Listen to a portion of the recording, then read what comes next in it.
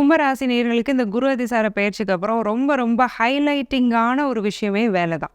6ஆம் இடத்துல போய் சூப்பராக குரு உட்காந்துருக்கிறார். 6ஆம் இடம் கடன், நோய், எதிரி தானே. அப்புறம் குரு அங்கே உட்காந்துருந்தா பிரச்சனை தானேனா.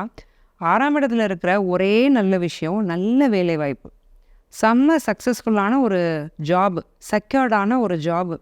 ஏதாவது ஒரு காம்படிட்டிவ் எக்ஸாமுக்கு போகிறீங்க, அதில் ஜெயிக்கிறது 6ஆம் இடம்.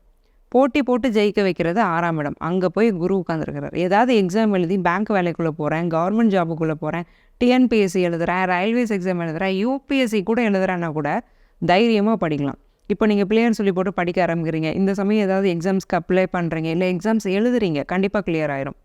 கார்ப்பரேட்டில் இருக்கிறேன், வேறு ஏதாவது ஒரு நான் கவர்மெண்ட் ஜாப்ஸில் இருக்கிறனாலுமே அதுலேயுமே நல்ல ப்ரொமோஷன், இன்க்ரிமெண்ட்டு, நல்ல பேர், நல்ல ரெப்புடேஷன், நல்ல ரெகக்னைசேஷன் எல்லாமே கிடச்சி வேலைங்கிற ஒன்று தான் என் பிரச்சனையாக இருந்தது. அந்த வேலை எப்படி எனக்கு ஒரு பெரிய பாசிட்டிவாக மாறுச்சுன்னே தெரியாத அளவுக்கு சூப்பராக கொண்டு போய் இந்த குரு நல்ல ஜாபில் உட்காந்து செக்யூர் பண்ணிடுவார்.